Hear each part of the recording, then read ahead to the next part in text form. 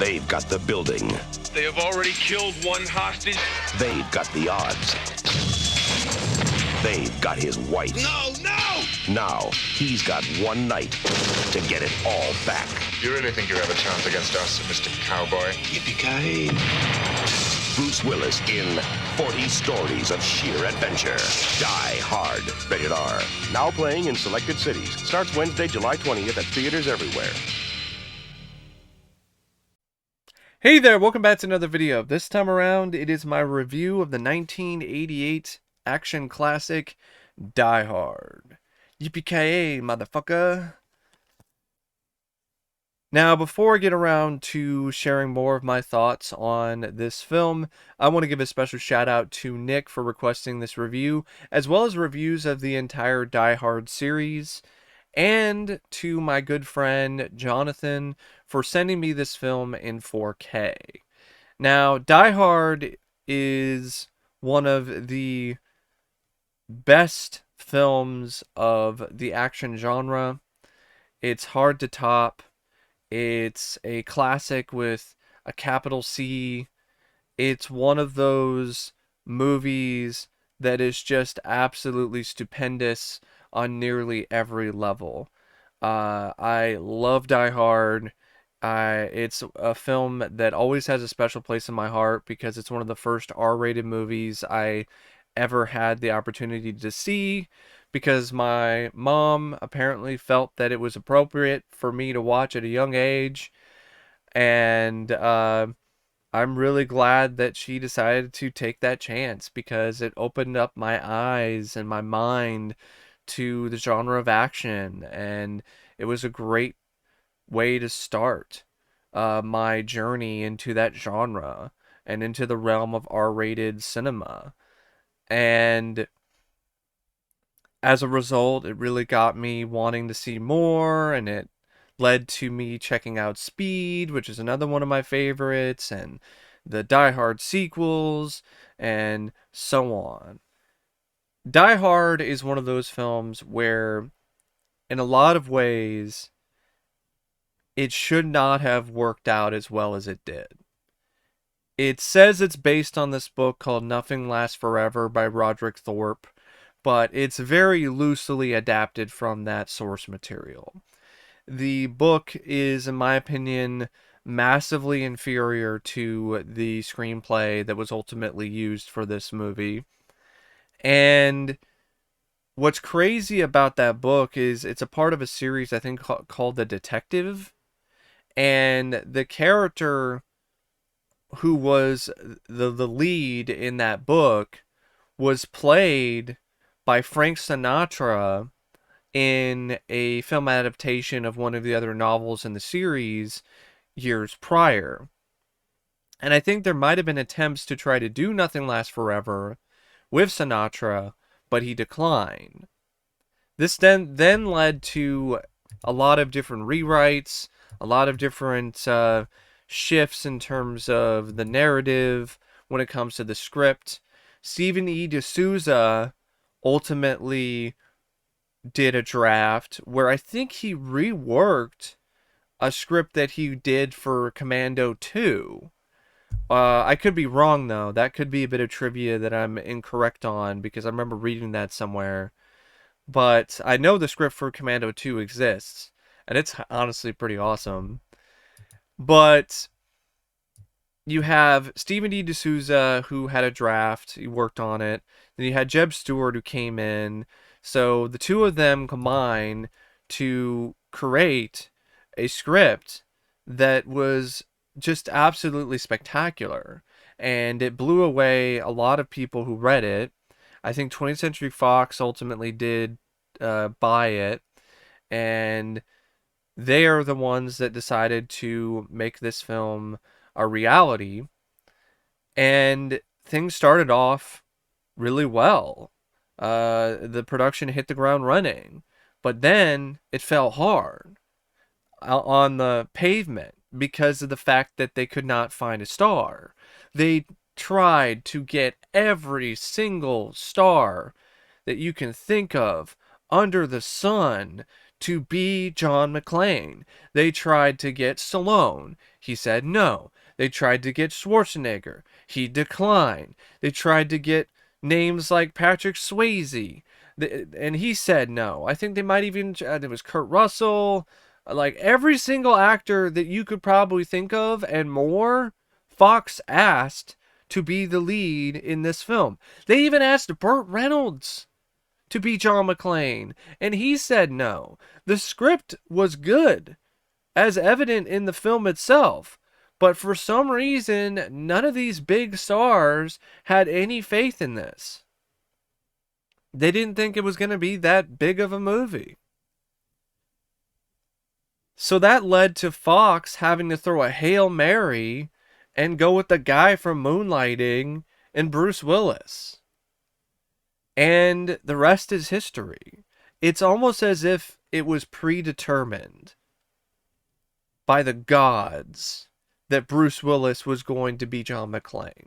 Because the odds were so against him getting this role. There were so many other actors that were ahead of him in line. And Fox had to settle for Bruce Willis. And it was a good thing that they had to settle for Bruce, because at this time, Bruce was trying to make a name for himself as a guy who's more than just the actor from the show Moonlighting. He was trying to showcase his range as an actor. He had a lot of passion that he sadly doesn't have a lot of nowadays. So there was a lot of drive that Bruce had that was really instrumental to this film's success. And on top of that, he had this everyman personality, this everyman vibe that was so integral to this character of John McClane, and also something that was the antithesis of what was considered to be the action hero archetype in the 1980s, the big muscle bound action heroes. And Bruce Willis did not fit that mold. And the fact that he didn't fit that mold is also another reason why this film spoke to maybe a lot of people that these other big testosterone-fueled, muscle-bound action films didn't. It spoke to audiences in a way that those films just were not able to. And on top of that, you have a lot of other things that had to fall into place for this film to be as explosive and as excellent as it ultimately turned out to be. You got John McTiernan, who prior to this, he did Predator, and I think Nomads was his directorial debut.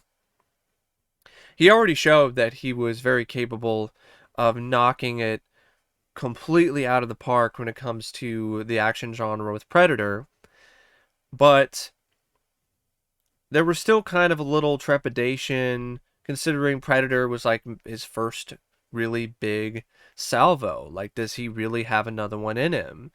And he definitely proved that he had more than enough ammunition, more than enough power left.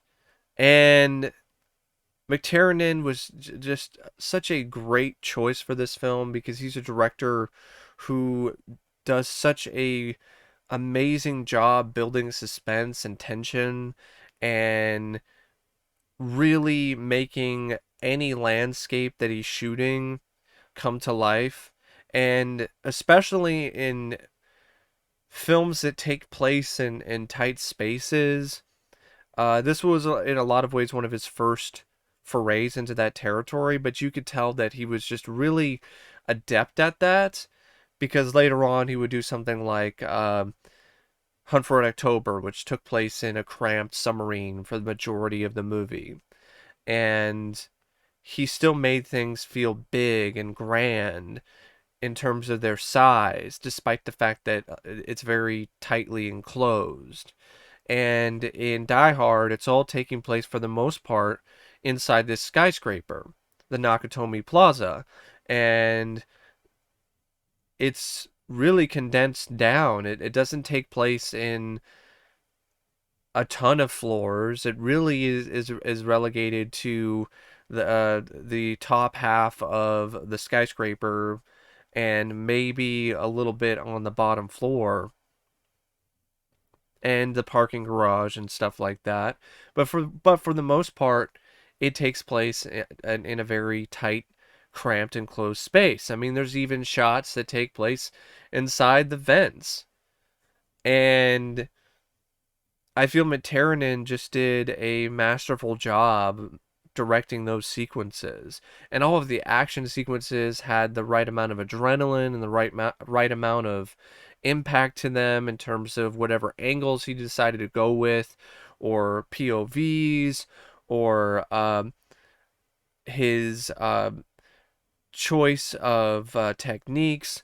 It was just a really masterful job by John McTiernan.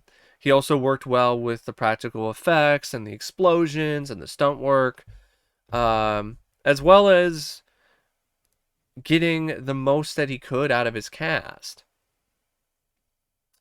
The film also features a really top-notch, top-of-the-line script by Jeb Stewart and Stephen E. D'Souza, with so many memorable lines of dialogue, yippee-ki-yay, motherfucker, and just really witty exchanges between the characters. John McClane is a absolute dynamo. You just immediately fall in love with this guy because he's just so charismatic and he's so down to earth and he's so cool. Like, he's such a cool, badass character. And then you have a really strong villain in Hans, and it's just one of those things where everything just really comes together quite well when it comes to this script. You got Al Powell, who's the cop who becomes a bit of a friend on the outside for John McClane and an ally. You've got the FBI guys. You've got the deputy Dwayne, who's a fucking douchebag, who the audience loves to hate. And you got a nice variety of henchmen for Hans. And you've got John's family. You've got Holly, who's a firecracker in her own right. So you got a simple and very effective plot as well, where you have this group of terrorists who takes a bunch of hostages at the Nakatomi Plaza on Christmas Eve, and it's up to an off-duty cop in John McClane. I think he's a New York cop, and he's on vacation in L.A. He's trying to meet up with his wife, Holly, so he can spend some time with her and his kids for Christmas. And he's now the only chance that these hostages have of survival. So it's this one guy against this army of terrorists in a skyscraper. Simple but very effective plot. And even when it comes to the terrorist subplot, it's engaging because there's this whole bit of suspense and intrigue about how are they going to break into the safe, and how are they going to be able to steal the money, and it becomes a relatively thrilling heist film as well. So it's an enjoyable heist movie as well as an enjoyable action film, and it's also a thrilling and genuinely nail-biting thriller. I think one of the things that makes Die Hard such a unique script is that it's not just a traditional action film. In a lot of ways, it's a thriller. It's a suspense film. It's a slow burn. It takes a while for the fuse to be lit, let alone for the fuse to wind up to the point where it causes the stick of dynamite to explode. But once it does, it's so much more rewarding because of the fact that the script takes its time to build the characters and to build the overall landscape and the setting. It doesn't jump into things too quickly. I think it easily could have been something that could have been a little too slow or boring, but the way that things are set up, it's the complete opposite. It's not balls to the wall action all the time, but when the action is there, because it's more measured, because it's limited in terms of uh, what they were able to do at the time when it comes to the budget or when it comes to the practicality of things, it's something that you can savor a lot more. And it's also action that, when it is there, is really able to live up to its full potential, because you don't have a absolute overload of action. So you don't have some action sequences that ultimately become a little watered down. And I just have always admired and appreciated the slow burn aspect of this script. And I also really love the sense of humor. It's another big selling point for this film. It's got a great sense of humor, a great sense of wit to it, but it still knows when to take things seriously. And the Christmas setting is honestly a really inspired choice as well, because it takes a holiday that for a long time, until this movie, was considered to be the happiest time of the year, and turns it completely on its head and makes it into this traumatic and just really tense situation. And the incorporation of all the other Christmas elements, when it comes to the Christmas songs, or uh, the the moments where John McClane is using a Santa hat and ho ho ho, I've got a machine gun to fuck with the terrorists' heads, or the whole bit at the end where he's using uh, Christmas wrapping paper to attach the gun to his back. It's just a really nice use of the holiday as it is woven into the script. This is just a absolute powerhouse of a script, and a big reason why the film is as strong as it is. And also just the characters, from the good guys to the bad guys, all of them are very engaging, very likable in their own way. And you just definitely learn to care a lot about a lot of these characters. I mean, even like William Atherton, who plays the TV reporter.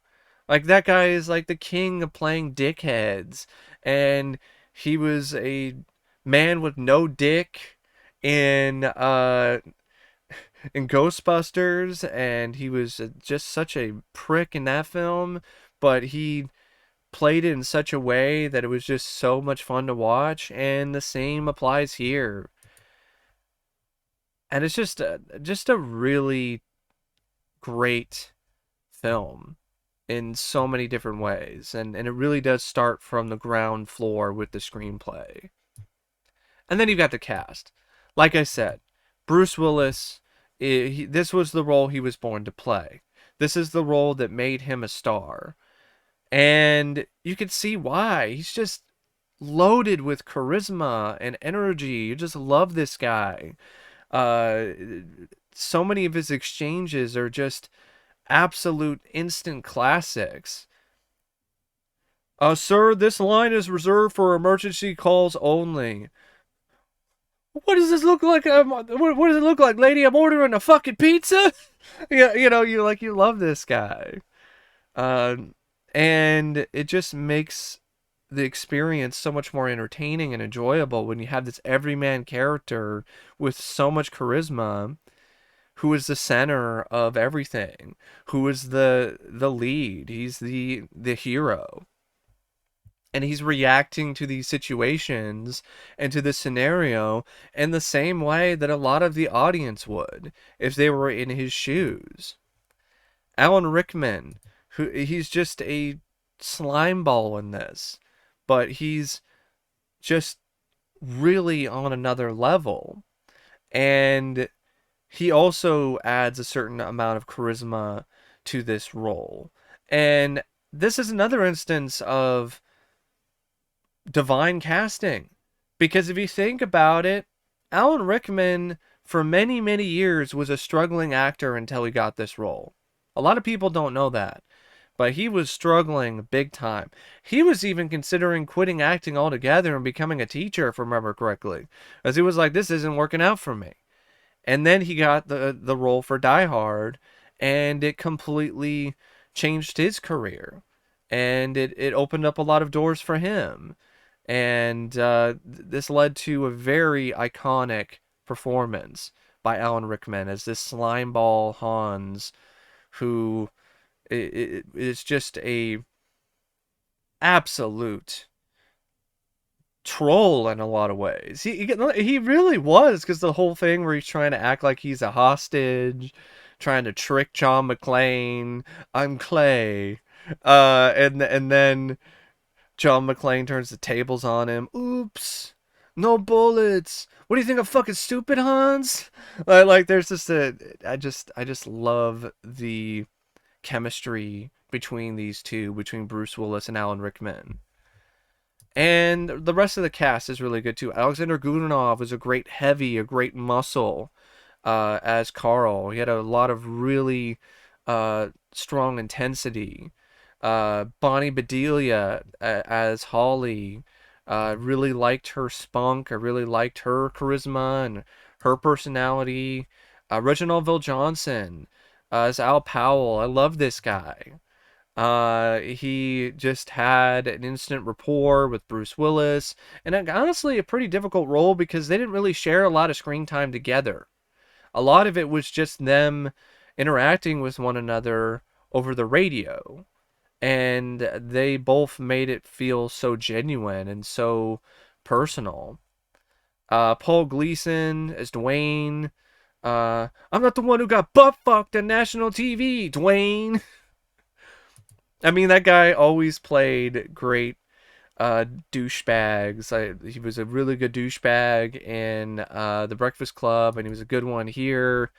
Devereux White as Argyle. He was fun. William Atherton, Dickless. Just a real hoot to watch this guy work. I would say he's like one of the best when it comes to playing assholes. I even like Clarence Gilyard, who played Theo. He had a lot of energy and enthusiasm to his performance. The quarterback is toast! Hart Bochner as Ellis. Hans, Bubby, I'm your white knight. Like, that guy was a fucking douchebag. Like, this film has some of the best cinematic douchebags.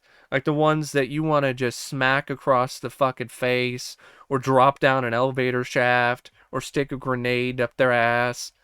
But that's a big reason why it works as well as it does. I even thought James Shigeta, who played Takagi, also left a good amount of an impression on me. And the rest of the cast, the rest of the actors who played the terrorists, Robert Davi, who has a cameo as one of the Agent Johnsons. Yeah, just a really dynamic and just great cast, who all had really good chemistry and all delivered really fine and excellent performances. And then, I mean, you got cinematography beyond Demont, which was also absolutely fantastic and amazing on more than one instance. I love the shots in the Nakatomi Plaza at night, especially how he shot the sequence where John McClane ties the fire hose around his waist and jumps off as the building explodes in the background. One of the most iconic shots in action film history. I like the use of different lighting for mood and atmosphere. Overall, just a really great looking film from a directing and cinematography perspective. Looked very slick. The editing by Frank J. Urasti and John F. Link, excellent. I can't think of anything about the editing that's an issue. I mean, the editing is just about as taut and and tight and well-rounded as the entire film. The movie's around 2 hours. It's actually over 2 hours, but it never drags. It never feels like it's too long. It never really feels like it has any pacing problems. It's a thrill ride. It blows you out the back wall of the theater because of the fact that it's always building. It's always building to a crescendo, to a explosive finale. And the budget is just used so well, 25 to 35 million dollars. You got some really good practical effects and miniature work and matte paintings and use of locations and squibs and gunfire and all of that stuff. The stunt work was just impeccable. And you even have a really marvelous score by Michael Kamen. I love this score. It's a great score. It fits the film perfectly. It enhances the film's tension, the film's suspense. And it's a big reason why sequences are as thrilling as they are, as well as the sound design. I want to give the sound design a lot of credit because it's very loud and bombastic and just is, in a lot of ways, it's like fireworks. It's like a firework display. And it's just such a masterful film on so many levels. I know I might be repeating myself, but it bears repeating. I mean, Die Hard is such a masterpiece. And yeah, I love the score where Michael Kamen. I love the more suspenseful, tension building kind of music. I love the use of Ode to Joy. I thought it was just a really inspired decision on his part.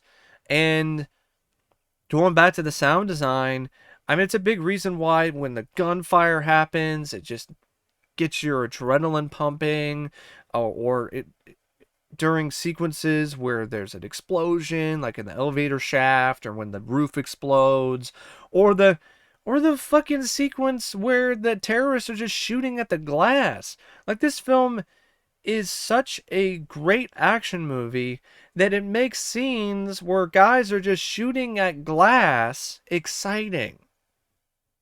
That's no small feat. It's not a body count. It's not anything like that. That entire sequence is every bit as exciting to watch as any of the other action scenes in the film. And that's because everything about this film is just so well crafted and so finely put together. And it's just on another level. So, yeah, I really don't know what else to say about Die Hard, except what's interesting about this movie is that it wasn't universally admired and loved by critics at the time. Like, you would think it would have just been an instant hit for audiences and critics alike. But that really is not the case. In fact, one of the most well-known critics, Roger Ebert, gave this a negative review. He gave this 2 stars out of 5. That's a below average rating. And his review is honestly so bad and so shockingly poor that I might do a video one of these days just detailing everything that's wrong about it.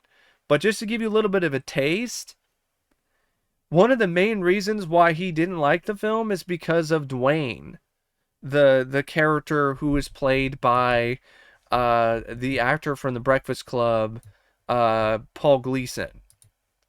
He thought the film was below average and gave it 2 stars because he didn't like this character. A character who's not that integral to the plot and doesn't even have that much screen time.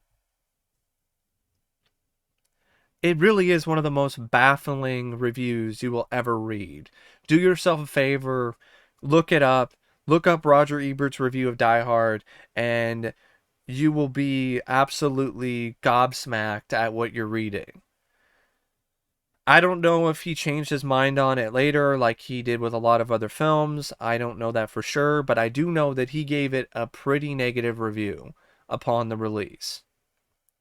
And this film was a surprise hit for the studio. Like I said, Bruce Willis was not a big star. He was a Hail Mary by the studio. They were just hoping and praying that he would do a good enough job that the film would at least make a profit. And instead, the film kickstarted and ignited an entire franchise and was one of the biggest hits of the year, and to this day is still considered to be one of the best action films of all time. And for a lot of people, the pinnacle of the genre. So, yeah, I got nothing else to say about this movie except I love it. I love Die Hard, and if you are as big of a fan of this film as I am and you have a 4K player, get this Blu-ray. Get this 4K. It's definitely an upgrade over the Blu-ray, and I'm really hoping that Disney in the future does do 4K releases of the other sequels, because I think it would be a damn shame if they were only on Disney Plus and they never got a physical media release, because the Die Hard franchise, for the most part, at least the first four, are some of my favorite action films. But anyway, yeah, just an absolute 100% classic in all caps. 40 stories of sheer adventure.